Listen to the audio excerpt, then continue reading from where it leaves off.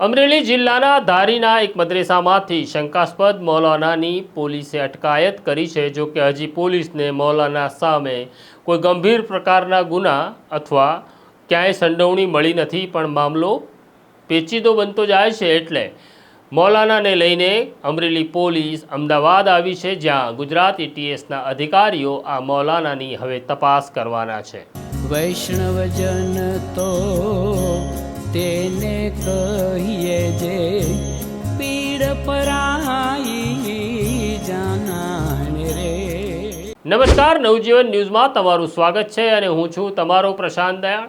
પહેલગામના હુમલા પછી દેશભરની પોલીસ અત્યારે એલર્ટ મોડમાં છે અને અત્યારે દેશમાં ઠેર ઠેર તપાસનો દોર ચાલી રહ્યો છે।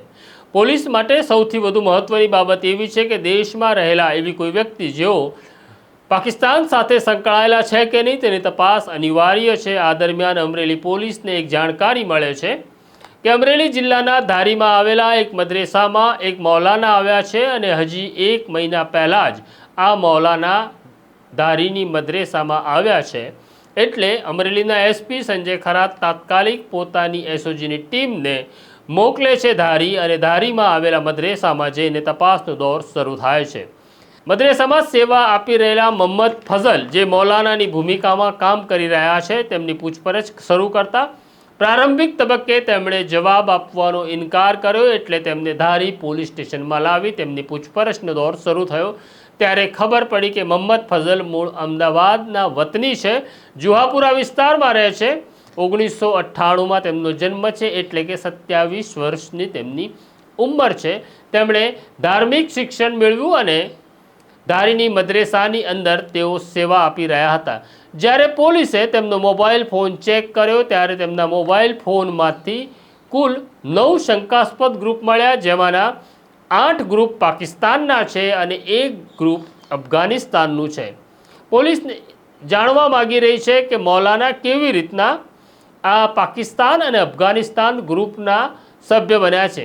પોલીસે આ જે 9 ગ્રુપ છે તેમાં થયેલા સંવાદો, તેમની વચ્ચે થયેલી વાતચીત તપાસવાનો પ્રયત્ન કર્યો। ત્યારે મોટેભાગે ઉર્દૂ અને અરેબિક ભાષામાં આ વાતચીત થઈ છે, પણ પ્રારંભિક તબક્કામાં મૌલાના સામે કોઈ ગંભીર પ્રકારનો ગુનો હોય તેવો પોલીસને મળ્યો નથી। પણ મામલો પેચીદો બનતા અમરેલી પોલીસ મૌલાનાને લઈને અમદાવાદના જુહાપુરા વિસ્તારમાં આવી, જ્યાં તેમના ઘરે સર્ચ ઓપરેશન હાથ ધરવામાં આવ્યું।